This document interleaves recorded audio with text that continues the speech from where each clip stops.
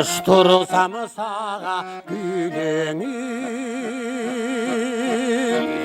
azıqtan atı gökü jürögüm. Şankılıdağın şair gülüküdün,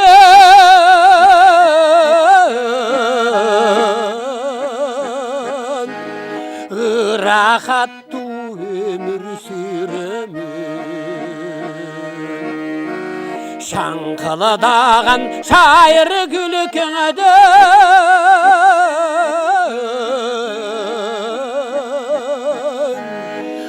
rahattu ömür sürümüm.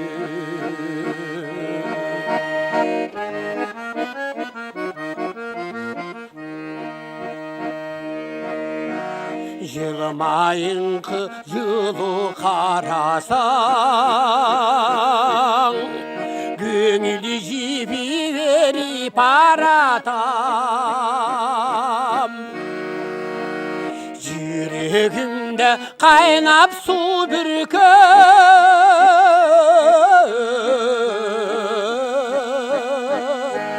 birisi yüden bitken arasan.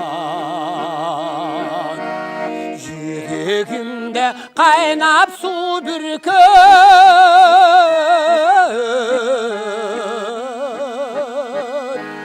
birisi yüden bitken arasan.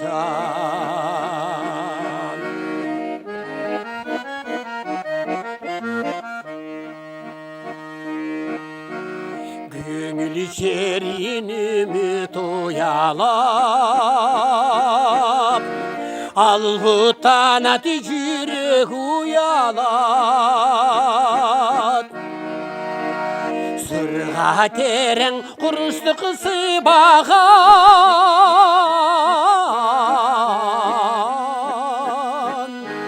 kaydan büttüm ağa buladan.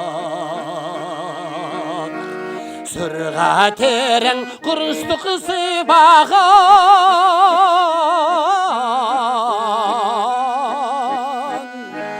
kaydan büttelim ağa buladan.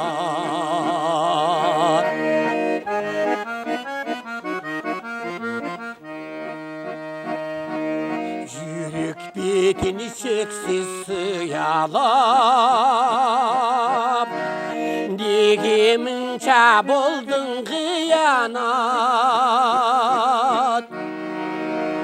Bilmey jürem sırdın ötüyünü,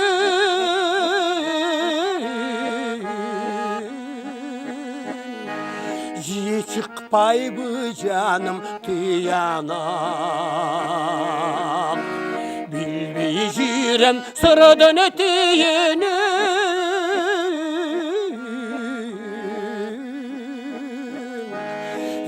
çıkpay bu canım tüyanam.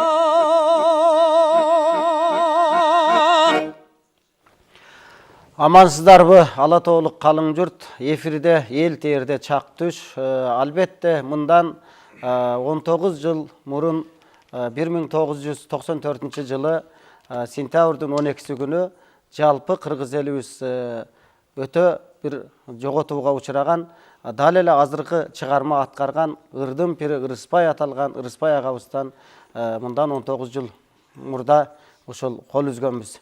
Арадан жылдар өтүп, бүгүн мына Ырыспай агабызды эскергени турабыз. Бүгүн студияга келген кадырлуу коноктор менен сиздерди тааныштыралы бололу.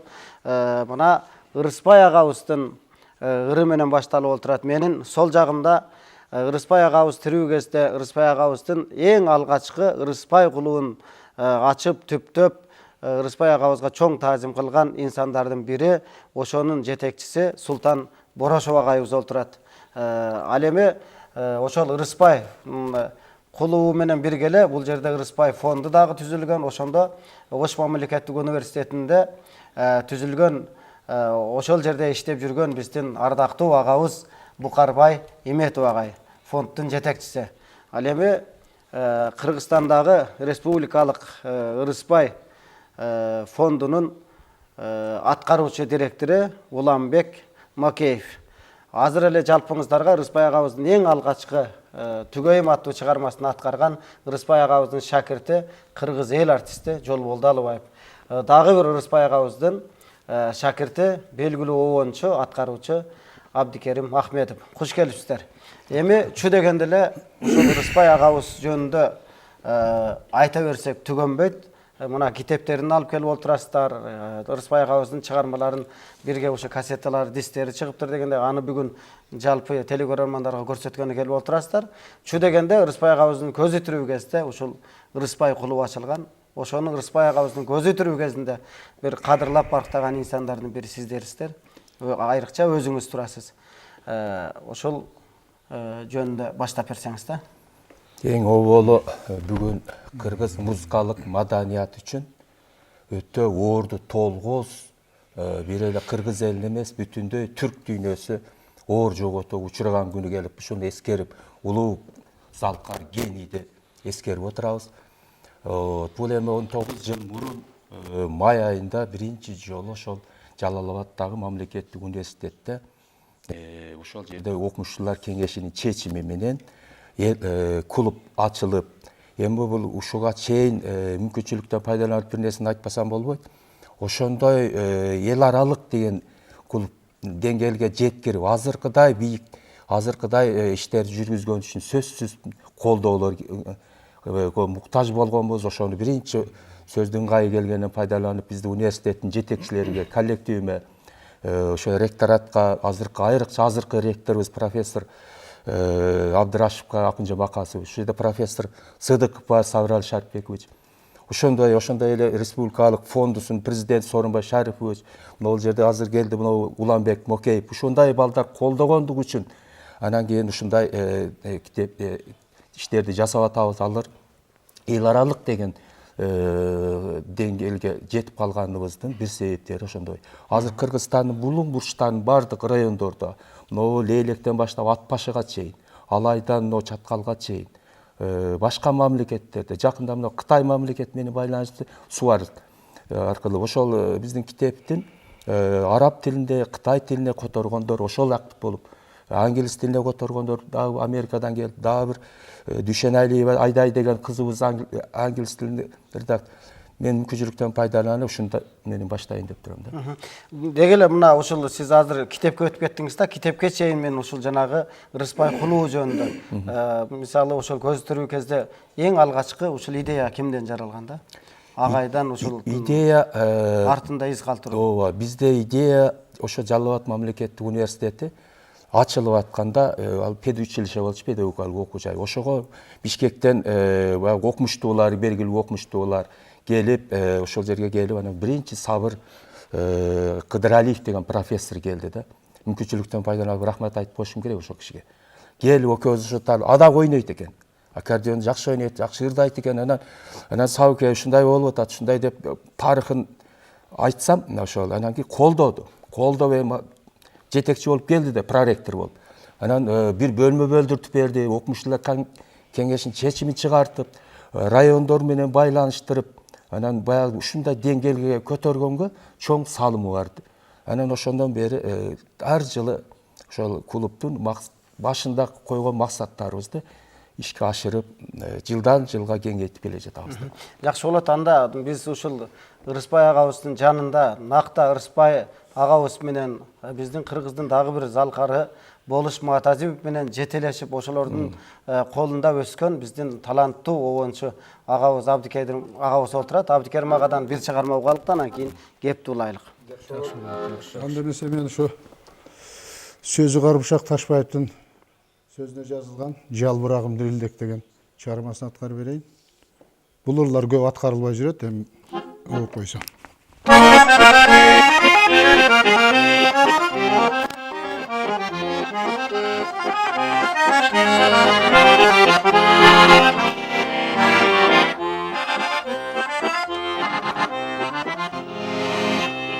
Көңүлүмдө роза болуп жайнадым, көк жолуктай көздөрүмдү байладым. Булбулуң сен учуп кетип кай жака, Kayısıl baktan kubulcutup sayradı. Kayısıl baktan kubulcutup,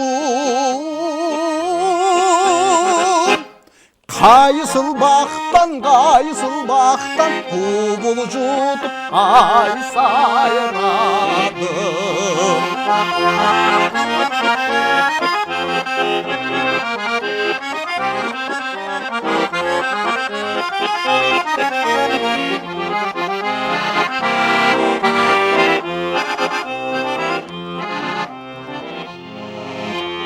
Mahabatım canımdan öçele,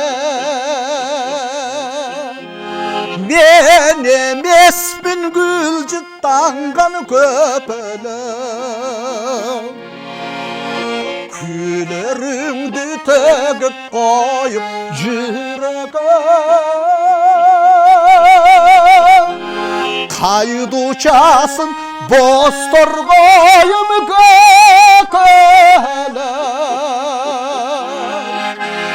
Kaydı uçasın bostorgoyum,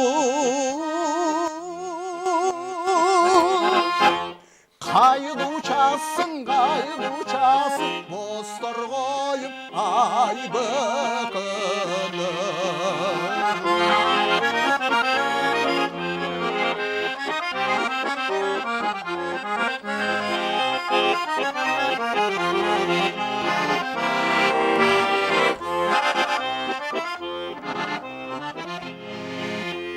İzdeyim seni cıluluğun günümde,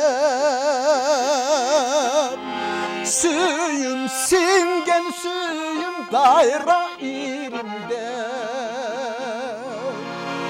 Şu duraçı terezemdin tübünü de, kaydasın sen yalbırağım dirinde. Kaydasın sen yalbırağım, kaydasın sen yalbırağım ay diride. Kaydasın sen yalbırağım ay diride. Çoğun rahmat. Abdülkerim eke uşul екі залқардың жанында ушул боз бала кезиңизде жүрдүңүз дегеле ошол күндөн бир таасирдүү жеринен бир өзү айтып берсеңиздер Рыспай акебиздин култ мүнөзүнөн. Эл айтып жүргөндөн башкасы. Сиз көп көргөнсүз. Эми ушунчалык болуп калды, мен телевидениеге келгенде ошол баягы Рыспай агайым менен таанышкан жерим көп айтам. Мындай эми балалык кезде биз ушул баягы радиодон угуп, ушул Рыспай агайдын ырлары менен чоңоюп, анан бул агайдын ушу ырларында өзгөчөлүгү жанагы вариация деп коет. Ушуга ошол мезгилде баягы аккордеонисттер бир көп аккордеонисттер чыккан, ушу кызыгып, алдыга умтулуп, ошону так ойногонго аракет кылар элек да. Анан ошол 81-жылы армиядан келип, ошол эмеге тапшырып калдым, анда пединститут эле музыкалык факультетке. Анан ошондон баягы ал мезде баягы эмеге алып барат да, строй отрядтарга, баягы чарбалык иштерге алып барат. Анан мен музыкант болгондон кийин бүт эле музыканттар аккордеон ойнойт, аккордеон тийбейт. Баягы бүт балдардан. Анан бир күн анан бир ичибизден бир бала айтып калды, ошо сиз да аккордеон ойнойсузбу деп калды. Анан ойнойм дедим. Ойнойм деп алганда эле ошо Рыспай аканын вариациясынан ойносом эле, аккордеон жакшы ойнойт экенсиз деп, анан ошол Рыспайдын агайдын ырларын ойноп бериңчи деп эле мен ошол жерде популярный болуп калдым да, мындайча айтканда.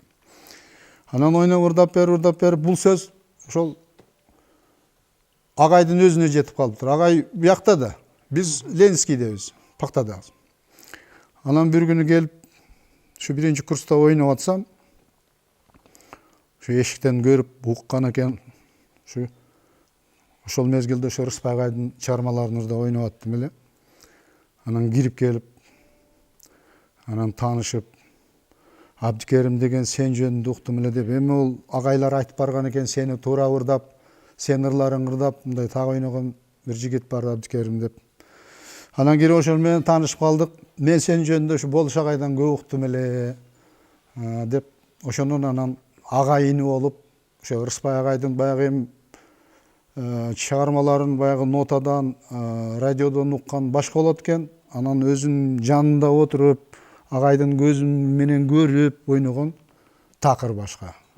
Демек ушул сиздин Рыспай агабыздын берген таасирлери абдан чоң. Буйруса алдыңызда дагы далай ашуулар бар. Ошону чогуу эл журт менен ашасы деген тилек ойлор бар. Кадырлуу телекөрөрмандар, эфирде чак түз эфирде болуп жатат. Бүгүн кыргыздын залкар инсаны Рыспай Абдыкадыровду эскерип олтурабыз. Анда ушул мен сөз кезегин Ош мамлекеттик университетинде Рыспай фондунун жетекчиси, биздин эң белгилүү инсан Букарбай Иметов агайыбыз олтурат. Агайга мен суроо менен кайрылсам да, мына ушул биздин Жалал Абадтык туугандар университетте чу дегенде эле ушул Рыспай агабыздын баркына жетип, ушул кадырлап, сыйлап, Рыспай кулуун ачты көзү кезде. Ошондой эле Кыргыз Республикасынын маданият эмгексине кирген ишмер, өзү талаштык болсо дагы Кыргыздын чыгааны Рыспай дегенде ичкен ашын жерге коюп, Бөкөнбай Боркеев деген агайыбыз ошол көзү тирүү кезде бар мүмкүнчүлүгүн Рыспай агабызга жүктөгөн да. Ал эми биз ушул көп угуп жүрөбүз. Рыспай аганын өзүнүн көзү тирүү кезде деле бир элден сый көрүп, бирок иштеген жамааттан же болбосо жетекчилик тараптан көп бир өтө барк сыйга жете берген эмес да. Көп ошол иштен айдалган деп угуп жүрөбүз. Ошондойлор көп болгон. Китепте деле жазсаңыздар керек ал жөнүндө. Демек сиз ошол жаш бала кезиңизде жанында жүргөнсүз. Ош мамлекеттик университетинде ошондой эле мезгилде Рыспай агабыз кырчындай болуп турган мезгилде өзүнүн бир клубтарын түзүп, фонддорду ошол мезгилде ачып, Рыспай агабызга ушундай бир бийик деңгээлде мамиле жасаганга эмне үчүн бизге ошо кудуретибиз жетпеди? Рахмат, жакшы суроо бердиң. Эми мындай да, Рыспай ага 20 жылга жакын ушул биздин Ош мамлекеттик университетинде иштеди, ошол жерде окуду. Эми өзүңөр билесиңер, ошол мезгилде баягы партиялык, советтик турмуш, түзүлүш. Анан кийин эми Рыспай ага баягы дайыма чындыкты сүйлөгөн, баягы бир жалган сөздү ушунчалык жаман көргөн, ак жүргөн киши болгон да. Анан кийин баягы ошол мезгилдеги партиялык төбөлдөрдүн айткандарын баягы буйрукчул айткандарын аткарбай, алар менен тирешип жүрүп, анан кийин кандайдыр бир деңгээлде ошондой бир карма каршылыктар болуп, тоскоолдуктар болуп, Рыспай аканын баягы ырларын массалык маалымат каражаттарында, телевидениеден, радиодон бердирбей, көпчүлүк учурда баягы чоң концерттерде номер бербеген учурлар да болгон да. Анан Рыспай ака ошол мезгилдеги эң чоң ошо партиялык төбөлдөрдүн бирине айткан сөзү бар да. Рыспай акан айтыптыр да, давайте мына ырдайсың мына жерде, ырдагын деп. Буйрук бергенде Рыспай ака жок, мен мындай буйрукка ырдай албайм, мен эркин адаммын. Мен арзымат эмесмин силердин ардыңарда ырдагандай деп чыгып кеткен учурлар да болгон экен да.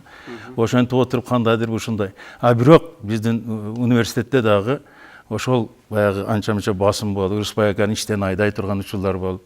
Анан эми ошолордун баардыгы мына биз азыр жаңы чыгарган 6 томдук китепте бар да. Бүт баардыгын жакшынакай кылып жазып, даже протоколдордун номери менен кимдер эмне деп сүйлөгөн, жетекчилер эмне деп сүйлөгөн, факультеттин мугалимдери эмне деп сүйлөгөн баардыгы бар да эми бул жерде.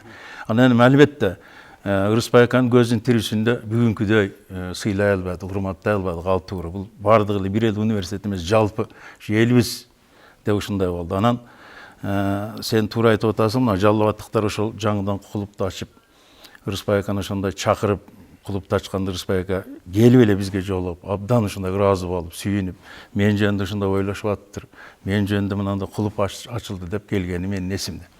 Анан эми биз дагы мына 2002-жылы ошо анда ректор академик Бектемир Мурзубаевич эле, ал кишинин демилгеси менен анан биз чогулуп ушу Рыспайдын фондусун ачайлык, университеттин алдында коомдук фонд болсун деп анан ачып ошол фонд иштеп жатат.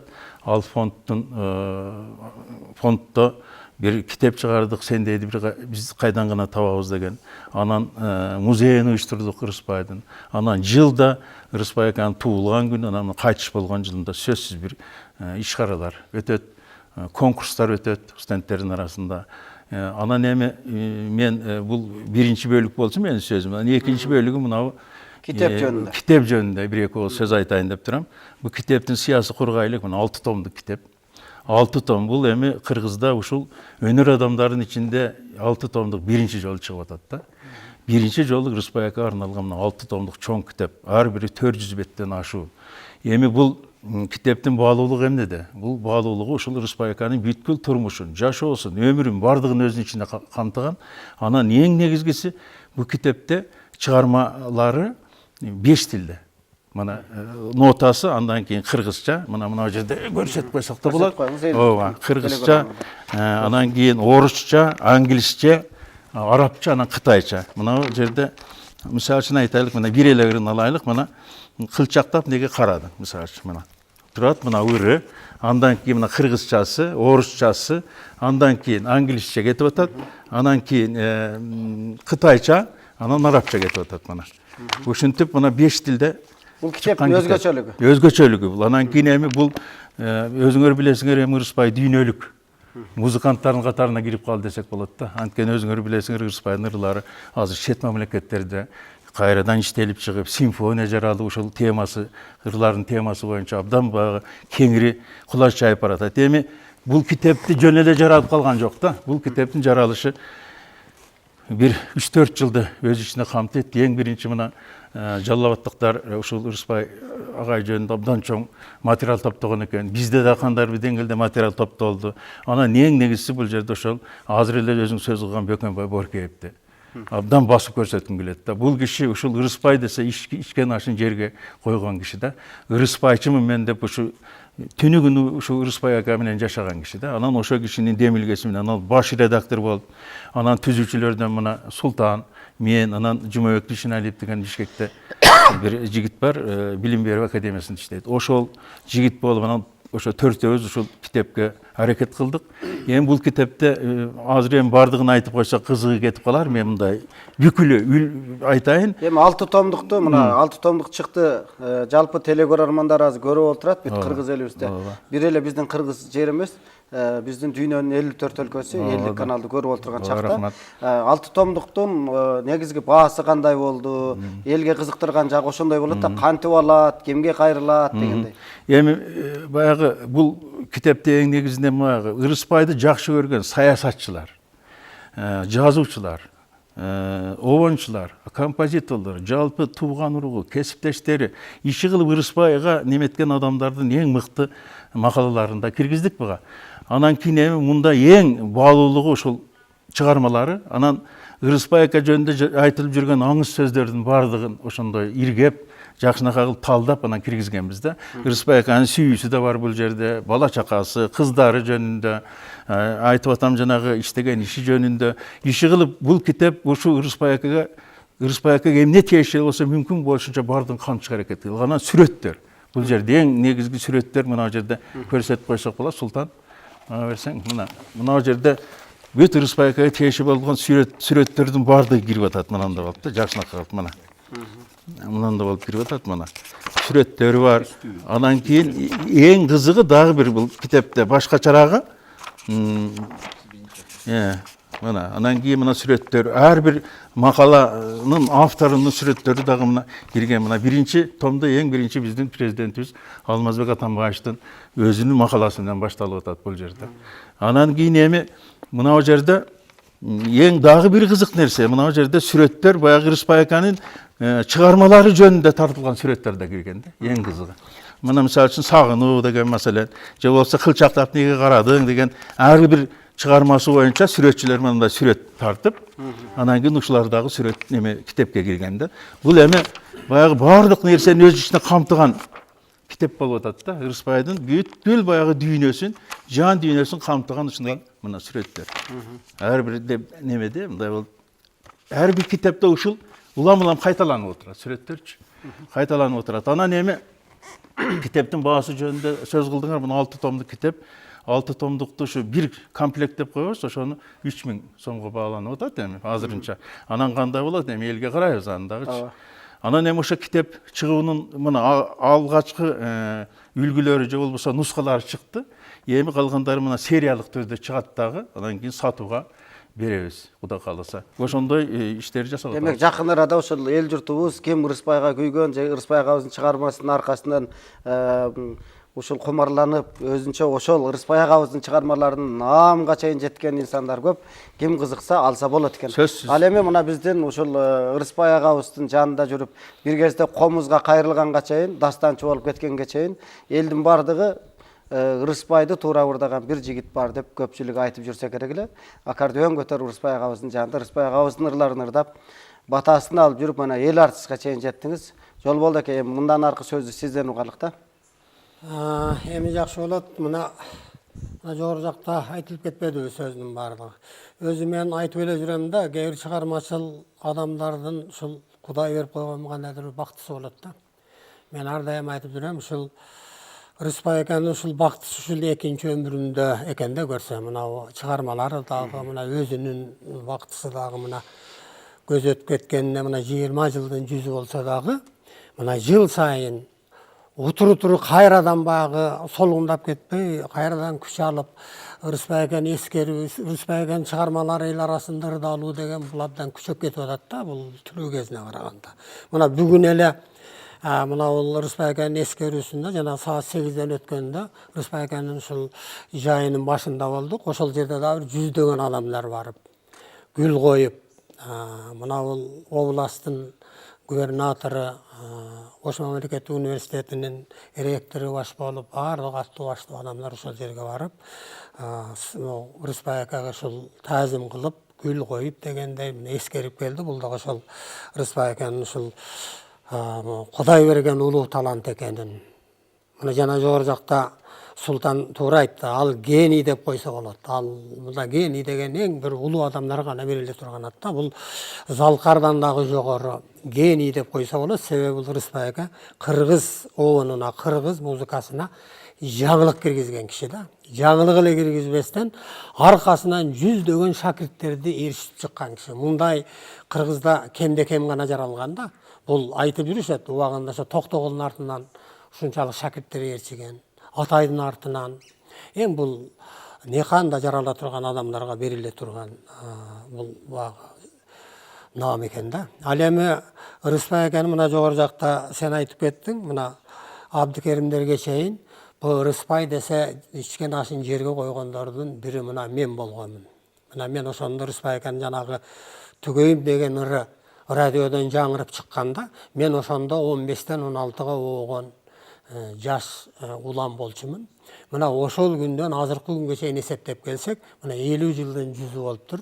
Мына ушунча жыл бол жарым кылым өссө дагы мен Ырысбай экен ушул ар дайым өзүмдүн кумирим, анан ар дайым ушул Ырысбай экен ырларын тамбай ырдап келаткандардын биримин. Мына Ырысбай экен ушул мени ошо чыгармага, өзгөчө музыка дүйнөсүнө алып кирди десем туура болот. Себеби ага чейин мен ушул поэзия жагынан, багы проза жагынан, ушу жазуучу болсом, акын болсом деген бир өзүмчө тилегим бар эле. Эми бул кээ бир улуу адамдар ошентип баардык немени башкача нукка буруу экен. Мына Ырысбай экен Түгөйүм чыккандан кийин мен ошо Түгөйүмдү ырдап жүрүп, ушундай обон чыгарам, Ырысбайдай болом деп жүрүп, анан мына азыр мына 66 жашка кетип атабыз. Бирок ачык айтып коюш керек, Ырысбай акадай боло алган жокпуз. Себеби бул эми гений экен. Бирок жаманбы, жакшыбы ушул Ырысбай аканын артынан жүрүп, мына кыргыз элине таанылып, жаман жакшы бир кичине чыгармаларды элге журтка тартуулап жүрөбүз. Ошон үчүн дагы ушул Ырысбай акага ушул таазим кылып рахмат айтып койсо болот. Жакшы болот. Эми Ырысбай ака жөнүндө сөз болуп калды. Мына жогору жакта мына бул жерде отурушат. Мына Ырысбай акага кызмат кылган инсандар. Эми буларга ар дайым эле мен айтып келетем, бирок дагы бир жолу айтып койсо ашыктык кылбайт. Ушул Бөкөнбай баш болгон, мына Султан, Букарбай, мына Уламбек, дагы башка ошого окшогон Ырысбай аканын ырларын ырдашпаса дагы, бул Рыспай акенин чыгармаларына ошо ырдагандардан дагы жогору баа берип, анан ошо ырдагандардан дагы жогору кызмат кылып, мына Рыспай акенин баардык жана чыгармаларын топтоп мындай китеп кылып чыгарып атканын өзү бул мындайча айтканда мактоого арзырлык иш да. Буларга чоң рахмат айтып коюш керек. Мен билем, булардын мына 3-4 жылдан бери убактысынын баары ушул ишке кетип атат. Мына Султан, Букарбайлар баардыгы ушул 2 күндүн биринде эле Бишкекте болуп, мына Бөкөнбай болуп алып ушу китептин ар бир макаласын, ар бир ырларын булар иштеп чыгып дегендей. Мына жанагынын өзү чоң иш. Мисалы үчүн 5 тилге которуунун өзү дагы чоң иш да. Эми бул биз ырчылардын негизги милдети ал башка. Биз Рыспай акенин ырларын ушу элге журтка тартуулап турушубуз керек да. Мына кийинки маалда, мына кийинки жаш ырчылар, мына диапазондору жетпеген ырчылар, анан өзгөчө жана фонограммага көнүп алган ырчылар, Рыспай акенин ырларына диапазондору жетпей, анан Рыспай акен жана белгилүү гана бир 5-6 ырын гана ырдап калышты да. Анан калган ырлары кийинки маалда ырдалбай жүрөт. Ал эми чынын айтканда Рыспай акенин 300дөн ашык ырлары бар. Мен ырларынын баардыгын бирин дагы койбой, баягы ырдап тизмектен өткөрүп чыкканмын да. Анын ичинен ырдаганга болбойт деген эч кандай бир да чыгармасы жок. Кай адамды кайда эгер калтыра турган бир да чыгармасы жок. Баардыгы мыкты ырдала турган ырлар да. Мен ошо кийинки кезде Рыспай акенин 70 жылдыгына карата бир 50 чакты жаңырын жанагы аудио запись кылып радионун фондусуна бергем. Анча-мынчасын мына телевидениеден ырдап жүрөм. Эми сөз кур болбосун. Мына менин жанымда отурган мынау Абдыкерим инибиз дагы ошо Рыспай десе баягы ичкен ашын жерге койгон жигиттердин бири. Эми ачык айтып коюш керек, мынау кийинки кезде Рыспай акенин жанагы чыгармаларын аккордеондо ойноо боюнча Абдыкеримге жеткен эч ким жок. Бул жанагы эмал вариациясын ойноо өтө татаал да. Бул анча-мынча музыканттардын колунан келе бербейт. Ал эми андан башка дагы бизде жакшы ырчылар бар. Мына Мурат деген инибиз, Эки Курманбек деген инибиз бар. Ошо окшогон Рыспай акенин ырларын мыкты ырдаган биздин жигиттер өсүп келатат. Эми мен азыр ушу сөз кур болбосун, Рыспай акебиздин жанагы ырдалбай калган ырларынан бир ырдап берейин. Уктатпачы мени жазгы жаан деген ыр экен. Сөзү Айгүл Узакованыкы. Азыр ошону ырдап берейин. Жакшы болду.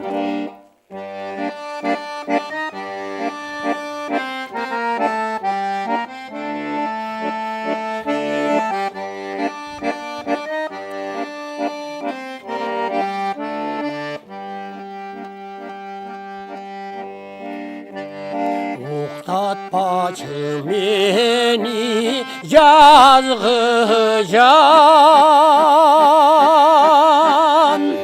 сыйкырлуу түн сырын тыңшайын. Келе жаткан көктем кабарын,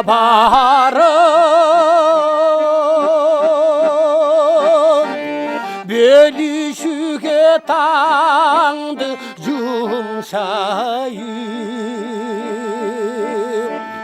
бөлүшүгө таңды жумшайын.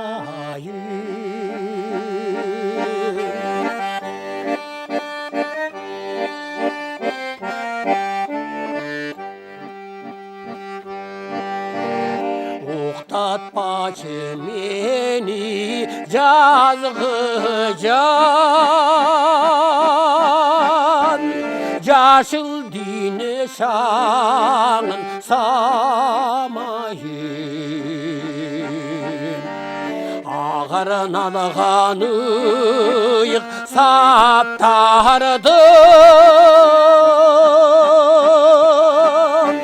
алгачкысы болуп тамайын, алгачкысы болуп тамайын.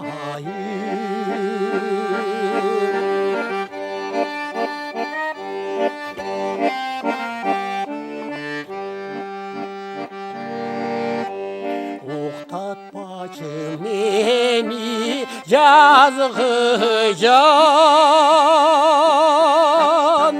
ертеңдерге үміт улайын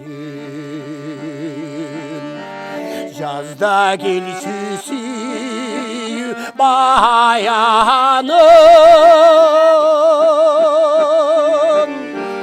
жүректерге шыбыр қылайын жүректерге шыбыр қылайын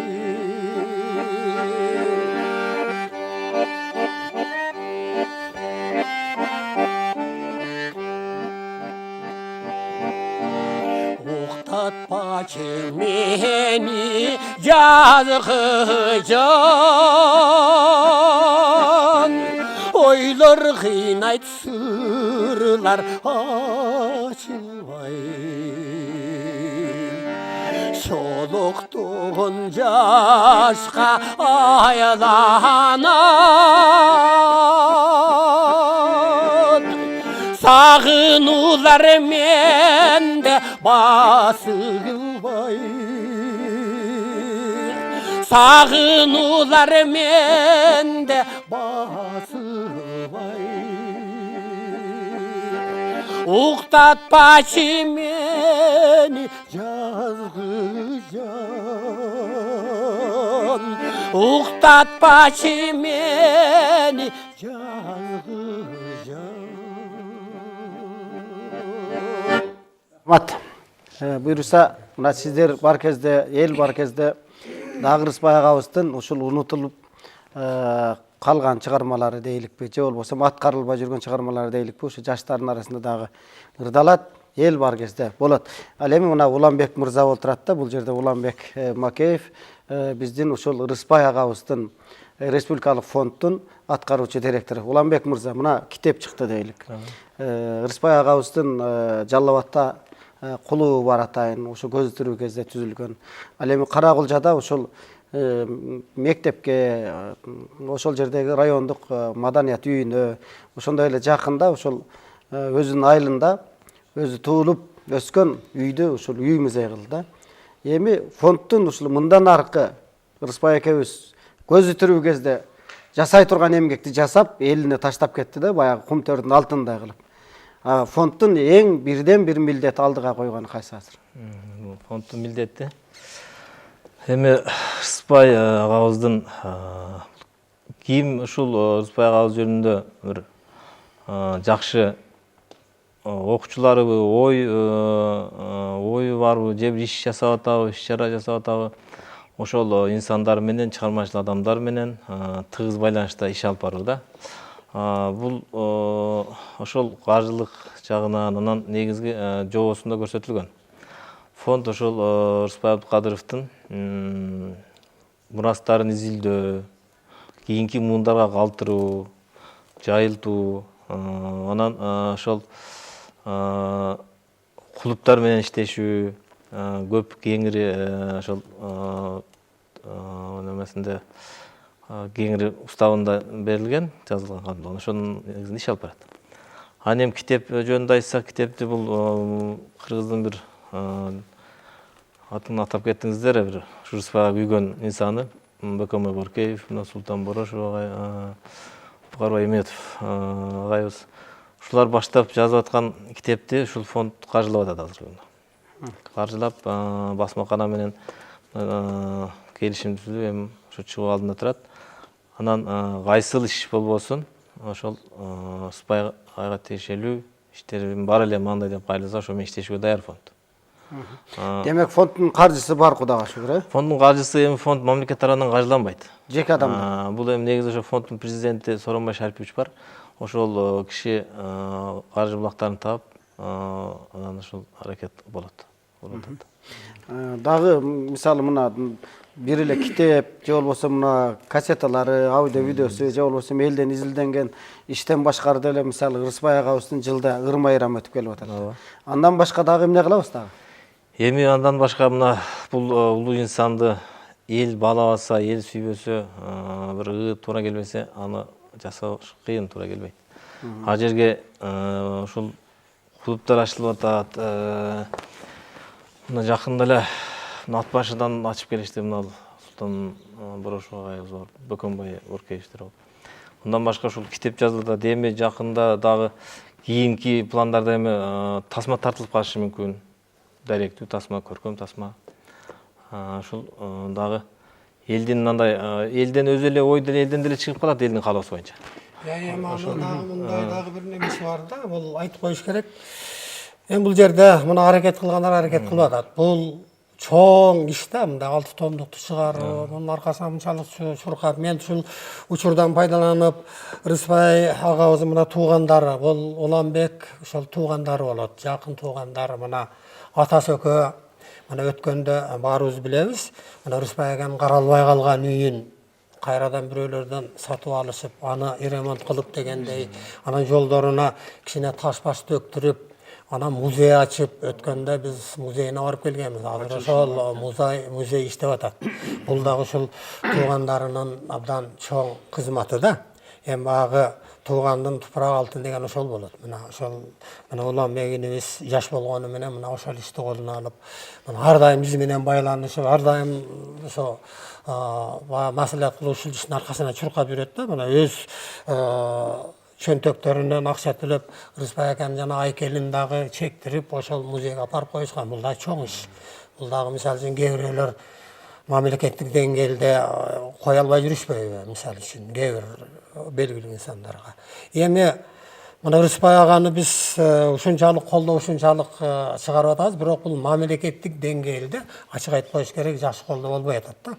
Себеби бул жана мындай томдуктар, эми бул эми бир эле оштуктардын же каракулжалыктардын же теңиз байлардын адамы эмес да, бул бүтүндөй кыргыз элине сыймаган. Ошон үчүн буга мамлекеттик деңгээлде мындай көңүл бурулуш керек эле да. Мына китептер чыгарганда мамлекеттик деңгээлден кандайдыр бир колдонбагы каржы бөлүп берилиш керек эле. Биз билип алатабыз, кээ бирөөлөргө бөлүп алатышат. Ал мына аты жыты жок эле белгисиз эле адамдардын китептерин чыгарып берип, аларга наам сыйлыктарды берип эле колдоп жүрүшпөйбү? Ал эми анын эч кимиси Рыспай боло албайт, мисалы үчүн. Ал эми мына 70 жылдыгында да биз жакшы билебиз, ачык айтып коюшубуз керек. Ошондо дагы негизинен фонддун гана каражаты менен Бишкекте ошол иш чара өткөн. Мамлекет тарабынан бир тиын дагы берилген жок. Ал сөз гана болуп калды. Демек мына биздин ушул бүгүн телени көрүп отурган, элдик каналда чак түштө көрүп отурган, чай ичип, телевизордун четинде отурган биздин жетекчилерге деле кулак кагыш, маданият маалымат. Туура айтасың. Биринчи кезекте бул өзү маданият министрлигинин иши. Анан кийин ошол баягы менимче жеткирип, баягы биздин ушул президенттик администрацияга, өкмөттүк жетекчилерге жеткирсе, анан менимче колдоого алынса керек деп ойлойм да. Эми мына Султан аке, сиз айта кетсеңиз да, сиздерде менимче башка эмелерге салыштырмалуу Рыспай акенин ушу баскан жолу дагы бир эл билбеген дагы көп нерселер болуш керек деп ойлойм да. Сиз дагы мына китеп жөнүндө көп айтылып жатат. Рыспай агабыздын баягы фонду жөнүндө көпчүлүк элибиз кабардар. Андан башка дагы бир катылып жаткан сырлары көп болуш керек. Менимче сиз да ошол болсо керек деп ойлойм. Бөкөнбай аке экөөңүздөр көбүрөөк билесиздер да. Мен мүмкүнчүлүктөн пайдаланып биздин мына китепти түзгөнгө баягы элдик ноталарды терген Дүйшенәлиев деген музыка изилдөөчү бар. Ошого да чоң рахмат айтып коюш керек. Биздин демеге группага кошулуп, бар жогу таштап, ушу бүтүндөй мулардын нотага терип чыкты. Элдин арасынан дагы бир кызык жери, мындай ача берген сайын кызык да. Бул 25-26 обончунун Рыспайга арналган обондорун киргиздик нотасы менен. Анан элдин арасында калып китеп болуп чыкпай калган ырларын нотага түшүрүп киргиздик. Башка автору башка болуп кеткен Рыспай агайдын ырларын кайра мындай далилдеп, өз ордуна коюп, ушу 50 жылдан, 40 жылдан бери автору башка болуп жүргөн ырлары да бар экен да. Ошону числасы менен, текстери менен, сүйлөмдөрү, сүрөттөрү менен далилдеп туруп кайра өзүнө антпесек болбойт. Бул дагы бир кызык жери, эми дагы азыр айтып калган сайын китепти ким окуса, мен ойлойм биринчи бетти ачкандан кийин 6-чы бетке чейин башын көтөрбөйт болуш керек. Эгерде чындап эле баягындай искусствого күйө турган болсо, мындан мына энциклопедиялык сыяктуу өтө чоң илимий статьялар, 17-18 илимий биздин профессор Бухарбай Эметович илимий редакторда болуп атат, түзүүчүлөрүнөн сырткары. Мен деген баягы искусство изилдөөчүлөрдүн илимий статьялары бөлүп ар бир томго жайгаштырдык да. Мына неме Бухарбай эке деле баятан бери буулугуп бир нерсени айта албай турат да, ошону айттыңыз сен. Сөз оролу келгенде айтсак болбойт, ошого келип токтоду окшойт. Мен баятан бери айта албай турган нерсе бул да, мына 6 томдук китептин дагы бир өтө бир өзгөчө жери ушу Ырыспайдын Ырыспай болушундагы эң негизги себептер эмне деген маселени койгонбуз да. Бул жерде Ырыспайдын ырлары, Ырыспай өзүңөр билесиңер 20-кылымдын 60-жылдары бир башка стиль менен, башка бир формадагы, башка бир кайрыктуу ырлары менен кыргыз музыкасына келди да. Анан ошол музыкадагы өзгөчөлүктөр эмне дегенде, бул жерде композиторлор, окумуштуулар абдан жакшынакай макалалар менен эметти. Мына композитор Муратбек Бегалиев, Чотиев деген, Жамиля Маматова, Жамиля Маматова, Тимур Саламатов. Мына Жолболдеканы өзүнчө ошол ырларын кичине талдап жазды Жолболдека. Бир топ ушу музыка изилдөөчүлөр Ырыспай аканын чыгармаларын талдады да. Анан көрсө Ырыспайды, Ырыспайга ошо чыгармаларындагы жаңы кайрыктар экен да. Жаңы кайрыктар экен. Биз изилдеп көргөндө Ырыспай аканы мына латтык, интонациялык жактан дагы, өлчөмдүк жактан дагы, анан Ырыспай ака бу кыргыздын музыкасына эмне деген өзгөрүүлөрдү, эмне деген бир жаңылыктарды киргизди деген суроо бар да. Мында биздин оюбузча Ырыспай аканын эң негизги жаңылыктары бул ырлардын диапазонун кеңейтти. Ырыспай ака болсо ырларга болсо выступление же болсо биринчи киришүүнү Ырыспай ака биринчилерден болуп баштады. Буга чейин ырларда мына кыргыз оондорунда акыркы 2 сапты кайталап туруп эле, анан ырдаса Ырыспай акада мисалы үчүн выступление киришүүнү неметти. Мына Жолболдека мына азыр эле ойногон мына Жолболда неме тиги немен азыр аткарган не жалбырагым дирилдек. Жалбырагым дирилдек деген ырда дагы мына выступлениени угуп атасың. Сары челек көлгө бир арзу, издейм сени жана башка дээрлик бир где-то 70-80%-деги Ырыспай аканын ырларында киришүү менен башталат. Бул деген эмне? Киришүү деген бул адамдар, мен азыр бул музыкалык мынандай ой кетет деп алдын ала берип туруп жакшынакай вариациялар менен. Анан кийин оон кетип атат да. Бул да Ырыспай аканын бир жаңылыгы. Анан эң негизги жаңылык эми баягы илимий жагын айтпайын, эң негизги жаңылык Ырыспай ака мына аккордеонду кыргыздын музыкалык аспабы катары киргизген. Муну сөзсүз айтышыбыз керек. Мына Жолболдекалар абдан жакшы билет, эгерде оонго кеңири тала пайда болбосо, тала мына диапазон, анда баягыоондун мазмуну терең болбой калат да. Ырыспай ака баягы албетте комуз деле болот, кыяк деле болот, бирок алардын мүмкүнчүлүгү чектелүүрөөк. Ал эми аккордеондун мүмкүнчүлүгү кенен. Ошон үчүн Ырыспай ака аккордеонду алдыдагы мыкты чыгармаларын, бардыгын дээрлик бардык чыгармаларын аккордеондо. Бул Ырыспай акага чейин гармошкада ойногон болчу, анча-мынча. Аккордеон анча-мынча кошулду, басым кошпой бир мелодияны ойноп коюшчу. Ал эми аккордеонду Ырыспай ака чыныгы кыргыздын музыкалык аспабы катары киргизгендиги. Мына ушул сапаттар менен мына оондорундагы баягы кайрыктардын өзгөчөлүгү. Латтык дейт, тананыстык дейт, эми аны түшүндүрүп атуу кереги жок. Ошол кайрыктары да жаңы бир багыттан эме болду да. Мен ойлойм, ошо 60-жылдары адамдар бир нерсеге суу сап турганда, бир жаңы бир музыкалык кайрыктарга суу сап турган адамдарга Ырыспай ака жаңы кайрыктарды алып берди дагы. Бир мынабы ушундай суу сурап турган жерге суу кое бергендей адамдардын жүрөгүндө ошондой сезим калтырды. Ошол 60-жылдары Ырыспай аканы таанып, Ырыспай аканы билбеген бир дагы кыргыз калган эмес. Бардыгы Ырыспай аканы көрөйлүк, ошонун колун кармайлык. Ырыспай ака ичкен кеседен аш ичелик, Ырыспай ака отурган столдо отурайлык деп калган адамдарчы. Ушунчалык бир баягы кыргыздын ошол музыкалык маданиятындагы бир чолпон жылдызда жаркырап келген да. Ошон үчүн мына 6 томдук чыгып атат. Андай болбосо мүмкүн эмес. Ырыспай аканын дагы бир өзгөчөлүгү көп айтылбай келип атат да. Мен айтып эле жүрөм, дагы кайталап коюшубуз керек. Ырыспай аканын үнүндөй үн Сөзсүз. жок. Сөзсүз, туура. Кем. Эми болушу мүмкүн, кем. Кем, туура. Ана илгери айтышат, токтогулду көргөндөр айтат. Булбулдун үнүндөй таңшаган үнү бар эле дейт. Уккан сайын адамдын уккусун келтире бере турган дейт. Андан кийин атайды айтып жүрүшөт. Анан жана Мусаны угуп жүрөбүз. Анан Мыскал Өмүрханованы мына азыр биз радиодон угуп жүрөбүз. Мен башканы айтпай эле коеюн. Мына Ырыспай ака мисалы үчүн бир эле ырын Birilerin. Kayra kaytalat beldirip koysa tanbay koy veresin. Birilerin. Gevrelerdi bir eki ukkanda ne koy boldu öçür. Min jakşır bolsa dagı. Başkasını ugalışı deydi. Bul degen Irısbay Akanın ününün kasiyeti. Bunu Irısbay Akada ırçı yok. Irısbay Aka jana özünün ovondorun, özünün oşa keremet ünü menen Kırgızga jetkirip, mına azır Irısbay Akanın ünün uksan, ukkan sayın adamın ukkusun keltire bergen oşandan. Bu Irısbay Akanın ırçı katarı da ulu ırçı da ataş gerek. Bul jagı var. Jana sözden söz çıkıp ben ayta alбай kaldım. Бұл Irısbay Akanın jana mamleketlik dengelde sözsüz türde mına fond bardığımız el çoğulup durup bir hökümetke kayırlуу jasaşыбыз gerek. Yok degende 2 yılda bir jolu Irısbay Akanın ırları boyunca karoo konkurslar respublikalık dengelde ötülüp turuş gerek. Sözsüz respublikalık dengelde. Aga karajat bölünüş gerek. Alansız bolboyt. Al janagı özünün de karajatı menen deye bергende bolboyt. Bizde şu vaga çeyin belgilүү çıgarmacыл adamdардын janagı hökümetin çeçimi menen ötüp atkan iş çaralары var. Oşogo kirgiziş gerek. Onu geçegide 70 yıldığına kirgizip koyup dese kirgizişken yok. Onu oşo iş çaraga kirgizip koysa, oşonda kiteplerine, başka nerselerine hökümet tarafından karjı karalып kalat da. Bul ana eң негизги dagı bir nerse. Mına Irısbay Akanı el artist berişke bolboyt. Sebebi göz ötüp ketkenden keyin berse bolboyt eken degen şıltığına taap жүрүшөt. Men açık aytıp koyayım. Irısbay Akaga sözsüz türde el batırı degen namды beriş gerek.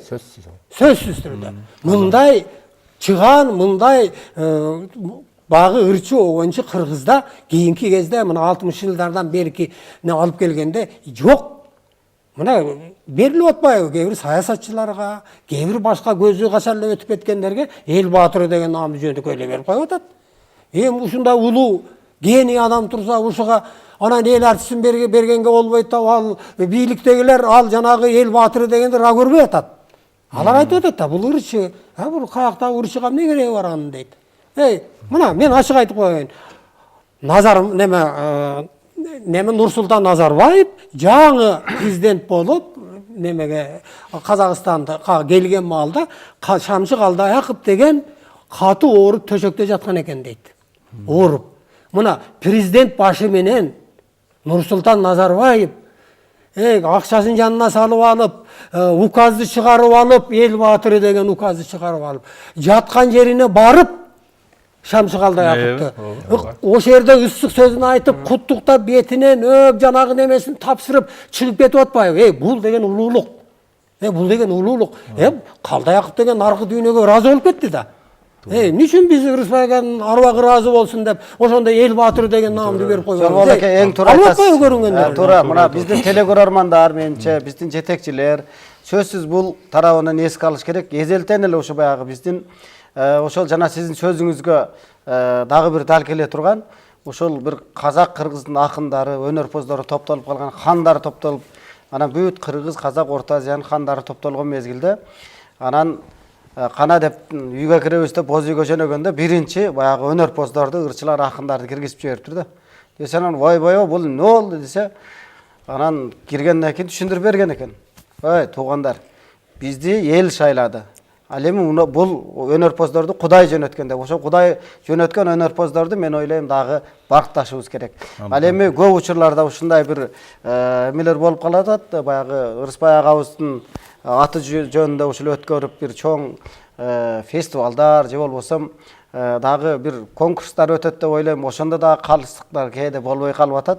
Чыныгы аткарган Ырысбай агабыздын чыгармасын аткаргандар аткарбай эле кээде баягы кол ирисине кетип калганда көрүп атабыз. Эми Ырысбай агабызды ушунча эскергенден кийин Ырысбай агабыздын издейм сенисин бир угалыкта менимче ушул бир саат убактыбыз деле билинбей эле өтүп калды. Ошондон да издейм сени жоламамыз.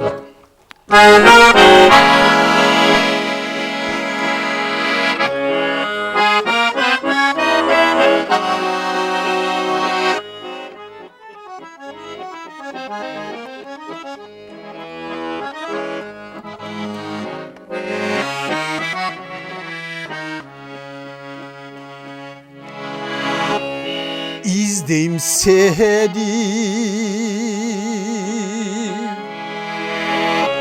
arasından el verdi. En bir koz zarıdan yerlerdi. Sen alamıgan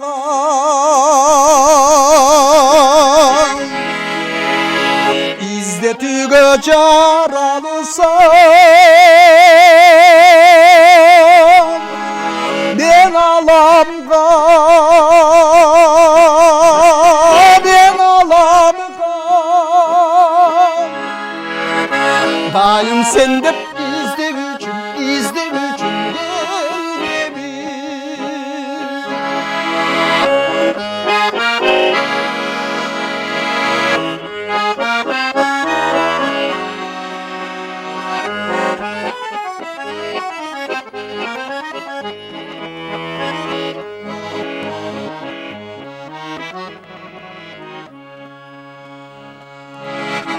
Ak bülüktün Kızıl bekeli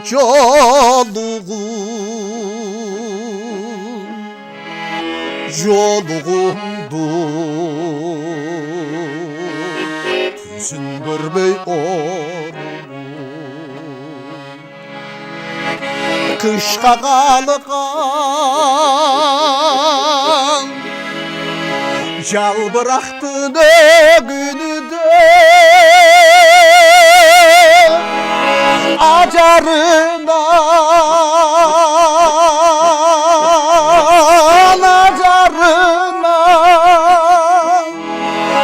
Bir özüm de azudaden soluğum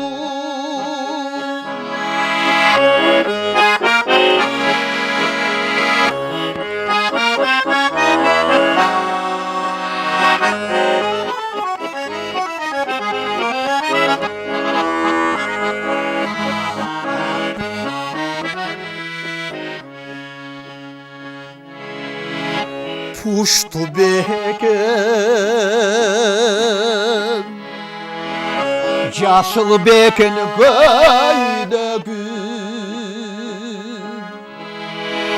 Mınça meni Alolantıp oydodum Balkim uşu Zor baktının özüdür Ömür boyu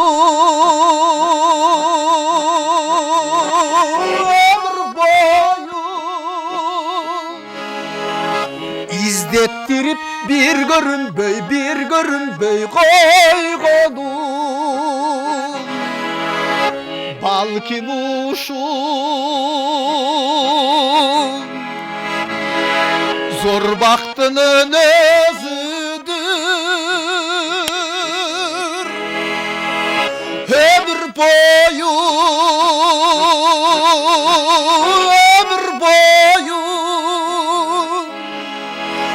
İzdettirip bir görünbey koygodum